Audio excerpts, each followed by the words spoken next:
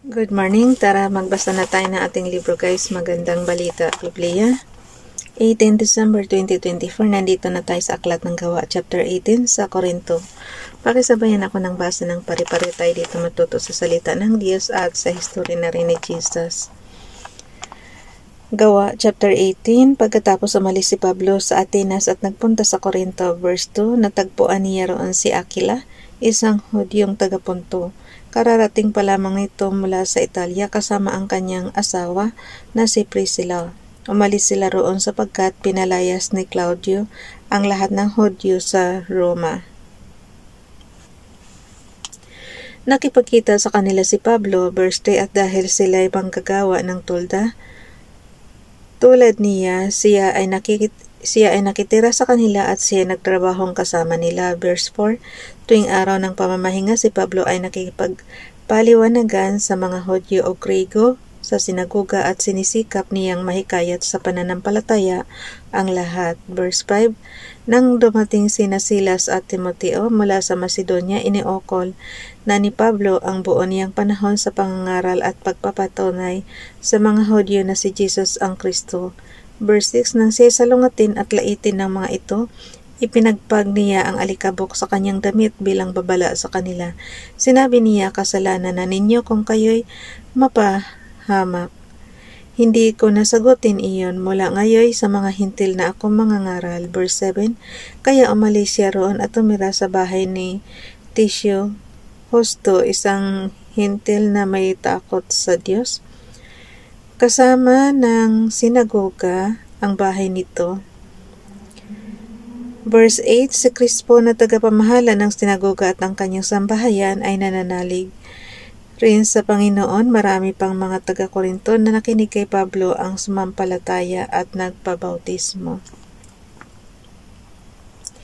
Verse 9, isang gabi sinabi ng Panginoon kay Pablo sa pamamagitan ng isang pangitain, huwag kang matakot, ipagpatuloy mo ang iyong pangangaral anuman ang mga mangyari, huwag kang titigil. Verse 10, sapagkat ako'y nasa iyo, hindi ka maano sapagkat marami akong tagasunod sa lungsod na ito. Verse 11, tumigil nga siya roon at ipinangaral niya ang salita ng Diyos sa loob ng 1 taon at kalahati. Verse 12, nang si Gallio ay naging gobernador ng Akaya, nagsama-sama ang mga Hudyo sa pagdakip kay Pablo at pagdadala sa kanya sa hukuman. Verse 13, pagdating nila doon ay sinabi nila, hinihikayat ng taong ito ang mga mamamayan na sumamba sa Diyos sa isang paraang labag sa batas. Okay guys, nandito na tayo sa Aklat ng Gawa, chapter 18, verse 14. Magsasalita na sana si Pablo nang sabihin ni Gallio kung ang usaping ito'y tungkol sa isang mabigat na pagkakasala o paglabag sa batas, makatwirang pakinggan ko kayo. Verse 15, subalit ang sakdal ninyo'y tungkol lamang sa mga salita at mga pangalan at sa kautusan ninyo mga Hudyo, kaya kayo na ang bahalang lumutas niyan. Ayaw kong makialam sa bagay na iyan. Verse 16, at sila'y pinalabas niya sa hukuman. Verse 17, kaya't si Sostenes na tagapamahala ng sinagoga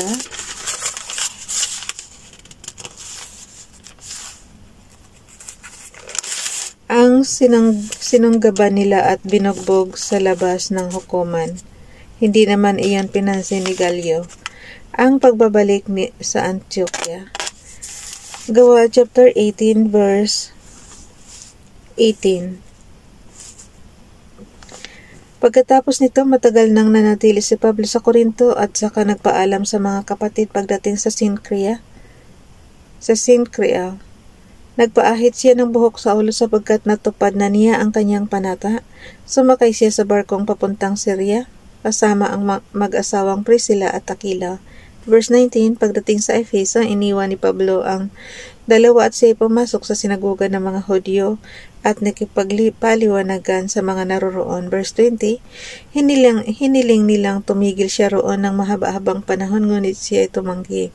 Verse 21, sa halip sinabi niya, nang siya magpaalam sa kanila, babalik ako rito kung loloobin ng Diyos.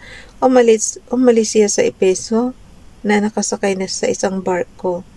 Verse 22, pagkababa sa Caesarea, pumunta siya Pumunta siya sa Jerusalem at bumati sa iglesia. Pagkatapos, siya nagtuloy sa Antioquia. Verse 23, tumigil siya roon ng kaunting panahon.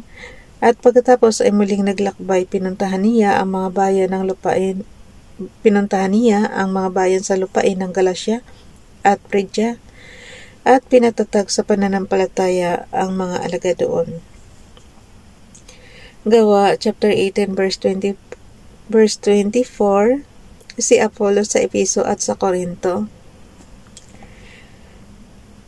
Verse 24, dumating sa Efeso ang isang Hudyong nagngangalang Apollos. Siya ay taga Alejandria, mahusay, magtalumpati at maraming alam sa banal na kasulatan. Verse 25, naturuan siya tungkol sa daan ng Panginoon at masigasig na nangangaral at nagtuturo ng wasto tungkol kay Jesus, ngunit ang bautismo ni Juan lamang ang kanyang nalalaman.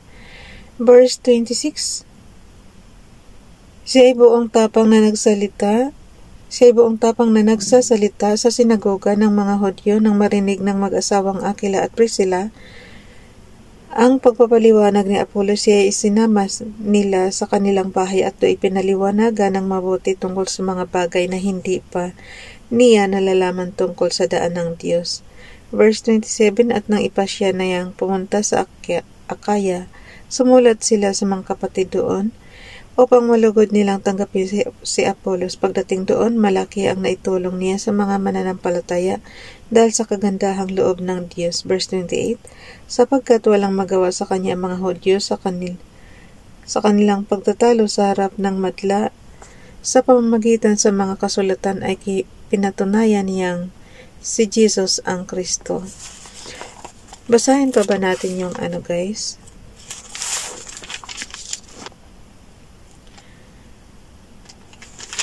Parang hindi ko nagkakayanin to. Okay, hanggang dito na lang guys. Bukas na itong chapter 19. Bye everyone. God bless.